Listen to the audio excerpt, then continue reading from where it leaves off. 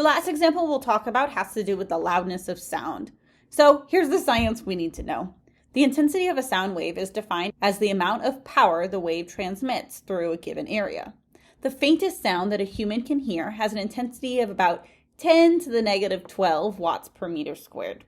This is called the threshold of hearing. The most intense sound that a human can hear without suffering any sort of physical damage is more than 1 billion times larger than this threshold of hearing. Because we have such a large range of numbers here, this is a good time to use a logarithmic scale. And our formula will be really similar to what we saw for our earthquakes, except for that we will scale the logarithm by a 10.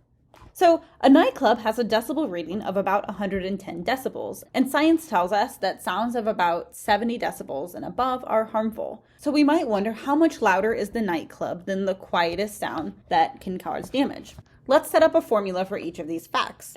So for my nightclub, we have 110 is 10 times the log of the intensity of my nightclub divided by I naught. And for damage, we have 70 equals 10 times the log of the intensity of the damage sound divided by I naught.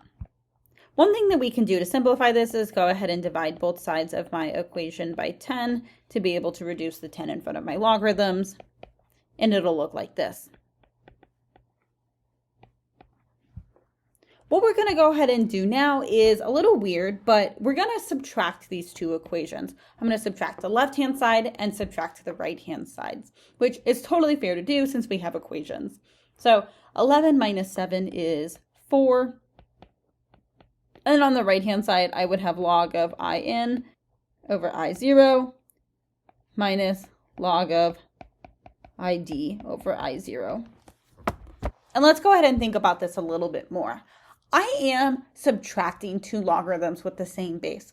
So I can go ahead and use my law of logarithms and write this as division. With in over I0 in my numerator and then id over I0 in my denominator. And then if I multiply by the reciprocal, it'll look like this. It'll look like this. And I see that I sub 0 will cancel out, giving me 4 is the log of in over id. We are so close to being done. If we go ahead and convert this into exponential form, we'll get our variables by themselves. So we get that in over id is the same thing as 10 to the 4th power when I convert forms there. And if I multiply both sides by id, I get that in equals 10 to the 4th, or 10,000 times id. This tells me that the nightclub is 10,000 times louder than the quietest sound that'll cause damage. 10,000 times louder. That's a lot. And because our ears can only take so much damage, it's important to know that.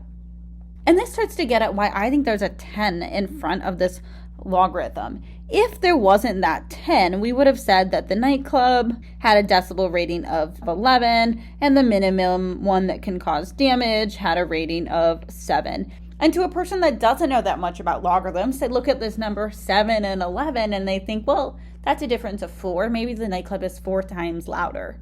In the setup where we add the 0, we multiply by 10, someone that doesn't understand logarithms would say that maybe the nightclub is 40 times louder than sound that would cause damage. And while that's also not true, maybe it's better for someone to think that it's 40 times worse than 4 times worse, if it's really 10,000 times worse. 40 times worse still isn't the correct answer, but maybe someone would make better choices about their hearing if they thought it was 40 times worse instead of 4. I don't know if that's actually true, but that's why I think that there's a 10 there. But now that you understand logarithms, you'll know that they're actually 10,000 times worse.